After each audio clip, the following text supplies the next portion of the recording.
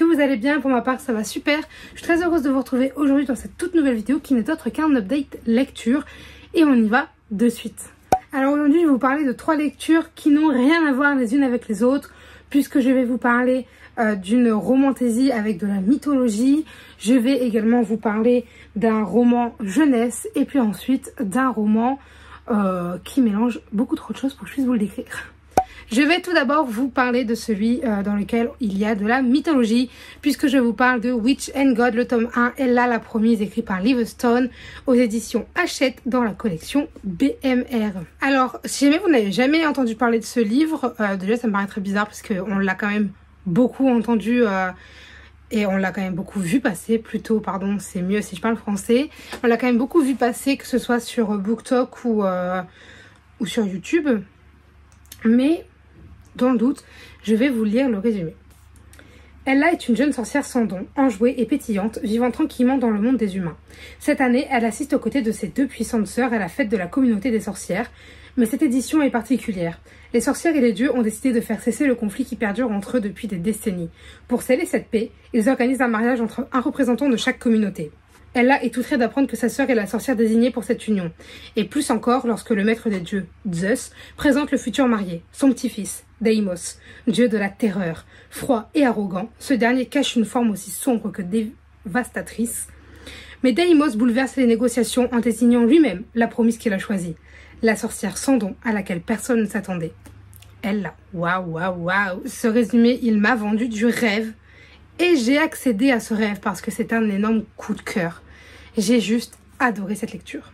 Ce livre, il réunit tout ce que j'aime, puisqu'on y parle de sorcellerie, de mythologie, il y a de la romance, il y a du suspense, non, c'est un mot un peu exagéré, mais je veux dire, on a quand même une intrigue qui est bien ficelée, tout ça mélangé dans un univers de dingue. Vraiment, j'ai adoré que ce soit du coup les personnages, la plume de l'autrice ou la traduction, parce que je ne sais pas si l'autrice est française. Bah, d'après son nom, on dirait pas. Mais en fait, il n'y a pas de traductrice notée. Et puis, ouais, je sais pas, je les ai jamais vues passer en anglais. Du coup, je me dis que c'était une autrice française, en fait. Je ne sais pas. Mais j'ai adoré la plume. Et globalement, en fait, pour vous décrire ce que j'ai ressenti durant ma lecture, j'ai à la fois adoré et détesté les personnages. Parce que du coup il y a ceux que j'ai adorés, il y en a que je ne pouvais pas blairer, mais alors que je ne pouvais pas blairer du tout. Il y en a que j'ai appris à aimer. Et alors ça, quand un livre arrive à le faire, je trouve ça toujours dingue. En fait c'est un personnage que t'aimes pas, et au fur et à mesure t'apprends à l'apprécier et à l'aimer. Et alors là moi je me dis que c'est gagné en fait, parce que si tu arrives à me faire aimer un personnage qu'au début je n'aimais pas, c'est que ton livre est fait, enfin que ton livre me plaît en fait. Mais bref, du coup globalement, pour vous dire quand même ce que j'ai pensé de ce livre, j'avais peur d'être déçue parce que c'est un livre qui a beaucoup de hype, et c'est un livre qu'on m'a vendu vraiment comme waouh, genre c'est Witch and God quoi, faut vraiment les lire, c'est super bien. Au moment où j'ai commencé à les lire, j'ai vu en fait des avis qui étaient un peu moins élogieux par rapport à ce tome. Du coup j'étais en mode oh non, pas maintenant, je suis en train de le lire s'il vous plaît. Ça m'impacte pas les avis négatifs. C'est-à-dire que moi, si jamais c'est un livre que tu n'as pas aimé mais que moi j'ai envie de lire, je vais le lire. Mais si ce que tu dis, genre dans ce que tu n'as pas aimé, je le ressens dans le livre, ça va influencer un peu mon avis inconsciemment en me disant ouais c'est vrai que quand même il y a ça et ça c'est pas terrible, tu vois. Alors que c'est des choses qui d'habitude ne me dérangent pas, tu vois. Mais là du coup j'ai pas regardé les avis, j'ai passé et j'ai juste adoré ma lecture. Donc Ella, la 2 sœurs, à la Circé et Meroé. Dans le tome 2 on suit Circé, dans le tome 3 on suit Meroé. J'ai adoré, en fait, je ne sais pas quoi vous dire, j'ai peur de vous spoiler, j'ai peur de dire des choses qui sont incohérentes, etc. Mais énorme coup de cœur parce que, en fait, ce livre, j'ai vraiment tout adoré. Et alors, ce que j'aime beaucoup dans ce livre, c'est que tu as un début et une fin. Étant donné que tu ne suis pas les mêmes personnages dans les livres, tu as en fait un point final à l'histoire avec ces personnages qu'on va sûrement revoir dans les autres tomes, hein, puisque c'est quand même la sœur des 2 autres personnages. Mais je veux dire, j'ai les réponses à mes questions, j'ai tout ce qu'il me faut. Il y a juste des questions concernant le personnage de Circé, mais c'est le tome 2, donc c'est logique. Bref, voilà en résumé un énorme coup de cœur que je vous conseille si vous aimez la mythologie, la sorcellerie, la fantaisie, la romance, la romantaisie, enfin bref, si vous aimez tout ça ou vous voulez découvrir le genre, C'est pas mal parce qu'il n'y a pas trop de scènes de sexe. T'en as un peu, mais pas beaucoup, et t'en as pas trop parce que bah, la romance elle met quand même du temps à s'installer, etc. Je crois que c'est un slow burn. Je suis pas extrêmement sûre, mais c'est aussi un peu un enemies to lover. Voilà, je vous balance tout parce que vraiment faut que vous lisiez, il est trop bien, j'adore ce livre. On passe ensuite à un livre sur lequel on ne va pas rester très longtemps puisque en fait c'est un tout petit jeunesse, donc je ne vais pas avoir grand chose à vous dire puisque je vous parle de Capucine et l'étoile céleste, écrit par Ghislain Fernandez et c'est dessiné, enfin illustré par Osmose et c'est aux éditions du coup Fantasy Park. C'est un livre que j'ai acheté quand j'étais en vacances en Bretagne. Je n'ai pas acheté que celui-ci parce qu'en fait j'ai découvert cette petite maison d'édition qui m'avait l'air, ma foi, assez intéressante. Je vais y arriver. J'ai acheté 3 autres livres de cette maison d'édition pour pouvoir un peu la découvrir. Et celui-ci, en fait, quand je l'ai acheté, eh bien on ne sortait pas ce jour-là parce qu'on était tombé sur un jour où il faisait mauvais. Du coup, j'ai été m'acheter un livre et je l'ai lu directement. Donc je l'ai lu en 1 heure parce que c'est vraiment un bon livre jeunesse... comme on les aime, c'est-à-dire que c'est écrit gros, c'est illustré, énormément illustré. Et c'est un livre qui fait 114 pages. Donc autant vous dire que c'est très rapide à lire. Pour l'histoire, du coup, on va suivre Capucine. Je vais vous lire le résumé pour pas trop vous en dire parce que c'est facile de spoiler 116 pages. Hein. Par une belle nuit d'hiver, alors que le ciel brille de 1000 feux, Capucine va être témoin d'un spectacle surprenant. Des étoiles filantes déchirent l'obscurité en passant à toute vitesse au-dessus de sa maison. Mais alors qu'elle pense avoir tout vu, une autre étoile fait son apparition. Elle vole en zigzag, puis retombe contre les rares nuages avant de tomber dans la forêt de Brocéliande. Capucine se demande alors à quoi peut bien ressembler une étoile filante, sans se douter une seconde qu'elle a vu sa plus belle aventure céleste. J'ai un peu de mal à parler. Et j'ai vraiment beaucoup aimé, c'est tout mignon. Alors c'est pas un coup de cœur, mais c'est une très bonne lecture. Et en fait, c'est vraiment un petit roman doudou en fait, parce que c'est tout mignon, tu vas la suivre. Il y a des fois où tu te dis, c'est trop jeunesse pour moi. C'est vrai, il y a des fois où je me suis dit, l'histoire là, je sens que c'est trop jeunesse. Genre, il y a des choses pas cohérentes et je le repère, ça me gêne. Mais en même temps, une fois que je me suis un peu, vous savez, mis au-dessus de tout ça, je me suis dit, c'est un livre jeunesse. C'est normal, tu peux pas le critiquer pour ça. Et ben en fait c'est une très bonne lecture. Je vous l'ai dit, voilà, ça reste un livre jeunesse que je vais pas forcément vous conseiller si vous aimez pas le très très jeunesse. Mais c'était une lecture toute mignonne, j'ai beaucoup apprécié qu'elle soit illustrée de part en part. Et ouais, c'était vraiment tout choupi. Après, tu devines très vite ce qui va s'y passer.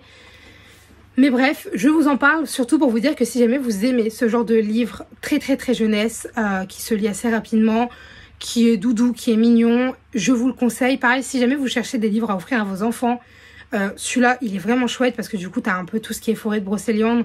Bon, pour les enfants, hein, donc t'as pas les trucs un peu plus gore qu'on peut voir. Mais c'est pas mal et en plus, ça permet de soutenir une petite maison d'édition. Si jamais, pareil, vous cherchez un livre à offrir à Noël, c'est pas mal parce qu'en fait, ça se passe vers Noël. Parce que, attendez, donc déjà il neige et puis je crois qu'il y a un moment on voit un sapin de Noël. Je ne sais plus, enfin tout ce que je sais, voilà, c'est qu'il neige, etc. Et que, comment dire, j'ai failli tomber. Et que voilà, avec cette ambiance de neige, il y a des animaux, tout ça, je sais que ça peut vraiment plaire aux enfants.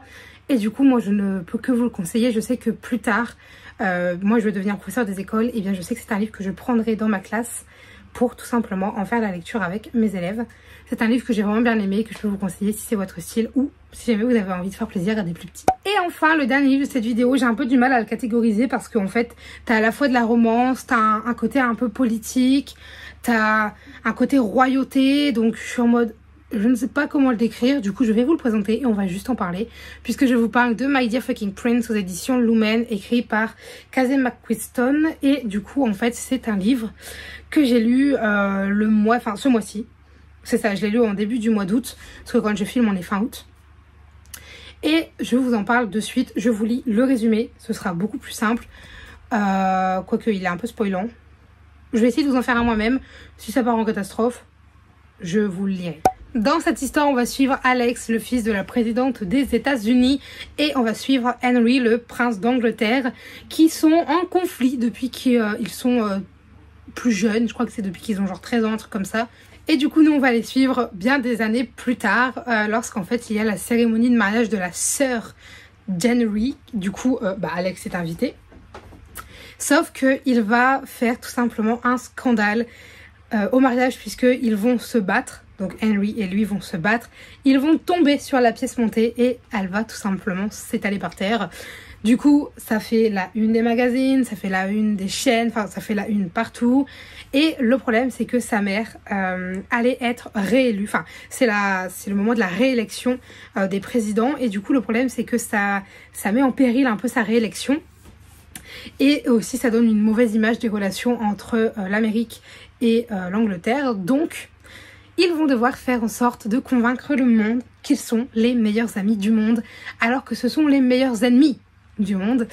Et le problème qu'il va se poser, c'est que à force d'être toujours collés l'un à l'autre, étant donné qu'ils n'ont pas le choix, ils doivent faire des apparitions publiques, l'un va en Angleterre, l'autre va en Amérique, enfin bref, tout ça bien sûr dans un but diplomatique, ils vont peut-être se rapprocher. Mais que se passerait-il si le fils de la présidente des États-Unis et Henry, le petit-fils de la reine d'Angleterre, devenaient plus que des amis? C'est ce qui va poser problème puisque la famille d'Henry, donc la famille royale, est totalement contre cette idée. Ce n'est pas possible d'avoir une personne gay dans la lignée royale. On ne peut pas stopper la lignée royale. Et pour du côté de Alex, ce qui est plus compliqué, c'est que ça risque de mettre en péril la réélection de sa mère, de lui apporter une mauvaise image de presse parce que malheureusement, aujourd'hui c'est comme ça. Et du coup, on va vraiment évoluer dans ce monde. Et ce que j'ai beaucoup apprécié dans cette histoire, c'est que tu mêles romance et tout ce qui est, toutes les difficultés qui sont liées à cette histoire d'amour. Tu mêles aussi un peu ce côté coming out et ce côté de première fois.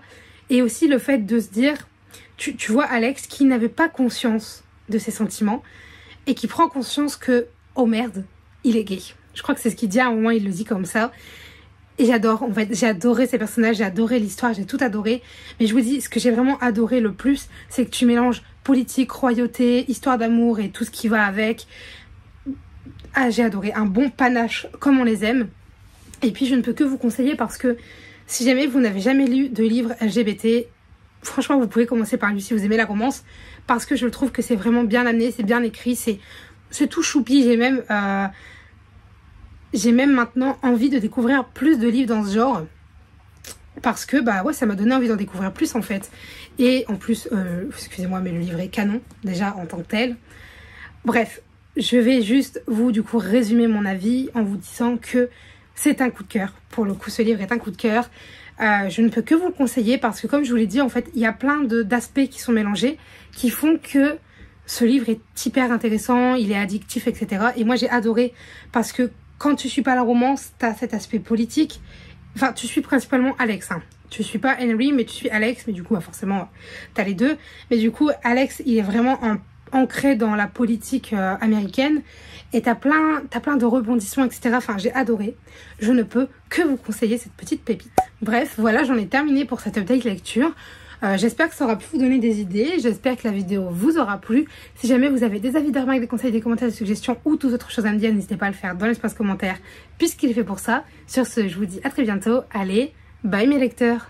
Yeah, you were right this time, you were right this time. Take a look around, look what you did last night. What you did last night, never heard a sound. Yeah, I know that you told me one day you'd show that you were right this time, you were right this time.